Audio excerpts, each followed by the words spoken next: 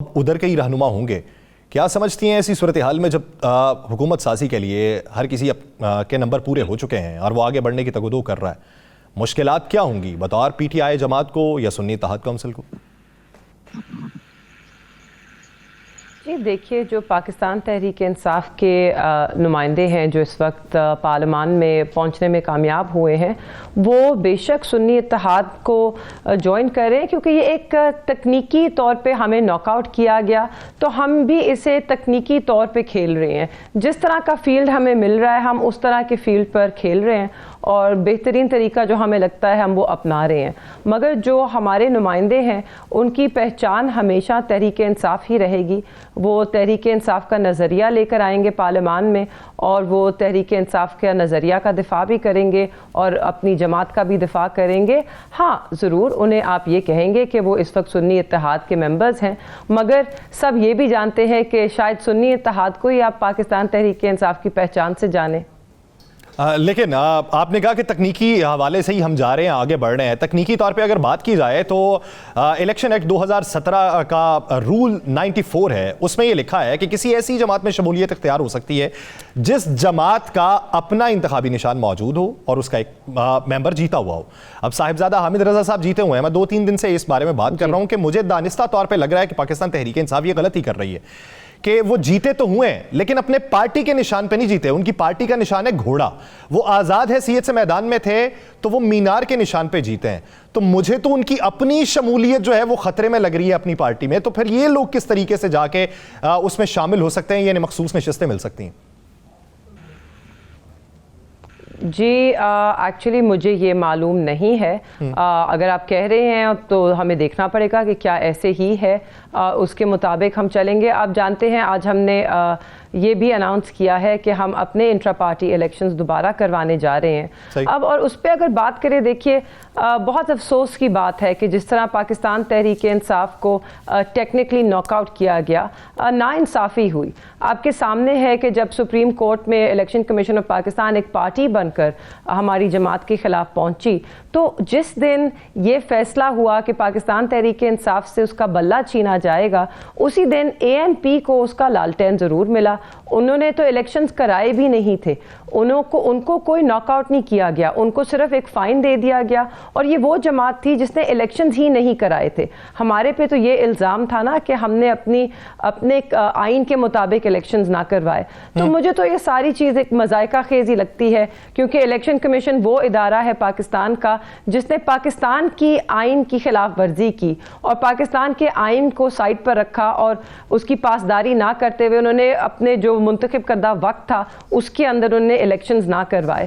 تو دیکھیے اب جس طرح چیزیں چل رہی ہیں اس ملک میں, یہ تو نہیں کہہ سکتے کہ ہم سارے قوانین کے مطابق ہی چل رہے ہیں, کیونکہ اگر ہم قوانین کے مطابق چلیں تو اس وقت ہمارے پاس اس طرح کی صورتحال ہی نہ ہو کہ ایک ایسی جماعت جس کے پاس عوام کا مینڈیٹ نہیں ہے. یعنی آپ کا کہنا یہ ہے کہ جس طرح کی صورتحال ہے اسی صورتحال میں ڈھلتے ہوئے آپ لوگ آگے بڑھنے کی کوشش کر رہے ہیں. آپ کے خانوادے کی اگر بات کی جائے تو اس کی تو ایک چھاپ آپ کے اوپر ہوگی, لیکن فیلڈ کے اندر جب آپ کمپین میں نکلیں تو بطور اپنی شخصیت کو کس طریقے سے متعارف کروایا اور اس کا پے بیک آپ کو کیا ہوا ہے؟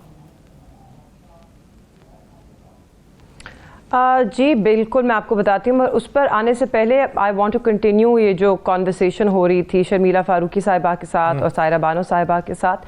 دیکھیے خواتین کو ہر شعبے میں وہ آگے آ رہی ہیں اور سیاست میں بالخصوص آگے آنا چاہیے. کیونکہ جو عورت ایک عورت کی نمائندگی کر سکتی ہے, شاید مرد ان مشکلات کو سمجھ نہیں پاتے اسی طرح. اب آپ دیکھیے آپ کا جو ووٹر ڈیموگرافک ہے, آپ کا نیشنل ایوریج جو ہے وہ 48% ہے عورتوں پہ مشتمل. ٹھیک, ان عورتوں کو اپنے کینڈیڈیٹس تک رسائی بھی نہیں ملتی اگر وہ مرد ہوتے ہیں. یہ ایک کنزرویٹو سوسائٹی ہے. ہم شہروں کی نہیں بات کر رہے ہیں, ہم دیہی علاقوں کی بات کر رہے ہیں. تو بہت اچھا ہوگا کہ اگر اور خواتین سامنے آئیں سیاست میں, جنرل سیٹوں پر لڑیں. اسی لیے ریزرو سیٹس جب انٹروڈیوس کرائی گئی تھیں تو وہ اس لیے تھا کہ عورتوں کے لیے سپیس بنے سیاست میں, مگر اس کا ہمیشہ اس کے پیچھے جو ڈیزائر یا جو موٹیو تھا کہ ہم جنرل الیکشنز میں جنرل سیٹس پہ عورتوں کے لیے اور سپیس کریٹ کریں. اور اس دفعہ الیکشن رولز میں یہ بھی طے پایا تھا کہ 5% ٹکٹس جو ہیں جنرل سیٹس کی وہ خواتین کو الاٹ کی جائیں گی ہر جماعت کی طرف سے، مگر بدقسمتی سے ہم نے یہ نہیں دیکھا اور نہ ہی ہم نے الیکشن کمیشن آف پاکستان کو اس رول کو اپلائی کرتے ہوئے دیکھا۔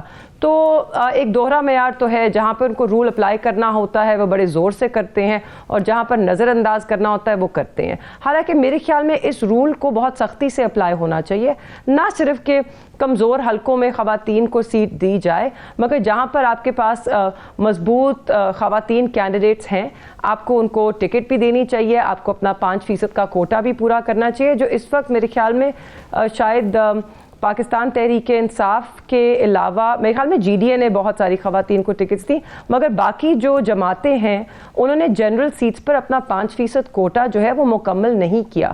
تو میں تو دیکھنا چاہوں گی کہ اس کے خلاف کوئی رد عمل آتا ہے کہ نہیں آتا، آنا چاہیے، کیونکہ اسی سے ہم انشور کریں گے کہ اور خواتین سیاست میں آئیں، اور بہت ضروری ہے خواتین کا سیاست میں آنا۔ جیسے شرمیلا صاحبہ کہہ رہی تھیں اور میں بالکل ان سے سہمت ہوں کہ جب عورتیں، آپ نے دیکھا ہے جو عورتیں پارلیمنٹ میں آئی ہیں ان کا جو کردار رہا ہے، ان کا جو لیول آف ڈبیٹ اور جو ایشوز انہوں نے اٹھائے ہیں اور جس طرح ایکٹیولی انہوں نے پارٹیسپیٹ کیا ہے، اس کی مثال نہیں ملتی۔ اب دیکھیے، اور اس کی وجہ کیا ہے؟ عورتیں جو ہیں ایک پیٹریارکل سوسائٹی میں ہمیشہ اگینسٹ دا اسٹیٹس کو ہوں گی، کیونکہ اسٹیٹس کو جو ہے وہ عورت کے خلاف کام کرتا ہے، تو عورتیں ہمیشہ زیادہ پرو ایکٹیولی اپنی پالیٹکس کو پرسو کریں گی، کیونکہ اسی میں خواتین کا بینیفٹ ہے، ان کا بہتری اسی میں ہوگی۔ تو میں تو چاہتی ہوں کہ اور خواتین آئیں، اور دیکھیے مریم صاحبہ ایک خاتون ہے، وہ چیف منسٹر بننے جا رہی ہیں، اس کو ہم نے اس اینگل سے نہیں دیکھنا کہ ایک خاتون چیف منسٹر بننی ہے، ہم نے ان کو ان کے سیاسی کردار پہ اور ان کی جو خدمات ہیں اور ان کا جو ایک بیانیہ رہا ہے اور انہوں نے کس طرح اپنی سیاست چلائی ہے، میں نے وہی بات چاہیے اور اس پہ مہربانو صاحبہ میں نے وہی بات کی تھی کہ اگر صنف کے اعتبار کو لے کے صرف اس بات پہ تنقید کی جائے کہ وہ خاتون ہے تو یہ تو نہیں مانی جائے گی، ان کے طرز سیاست پہ نظریاتی اختلاف آپ کا ہے تو وہ تو ہونا چاہیے، اس پہ کرنی بھی نہیں چاہیے، اس پہ کرنی بھی نہیں چاہیے ہے۔ دیکھیے بینظیر بھٹو صاحبہ جو تھیں وہ پاکستان کی نہ صرف مگر مسلم ممالک کی سب سے پہلی خاتون وزیر پرائم منسٹر تھی، ٹھیک؟ تو انہوں نے تو آلریڈی ایک مثال قائم کر دی، ٹھیک؟ اب میرے سننے میں آ رہا ہے کہ سندھ میں شاید عدی فریال جو ہیں وہ بھی شاید چیف منسٹر بننے جا رہی ہیں، تو خوش آئین بات ہے۔ دیکھیے عورتوں کو آگے آنا چاہیے، ان کو ذمہ دار جو بڑے عہدے ہیں وہ سنبھالنے چاہیے، انہیں یہ ذمہ داری سونپنی چاہیے، مگر یہ اب نہیں دیکھنا کہ یہ عورت ہے تو اس کے لیے ایک فرق میٹرک ہوگا۔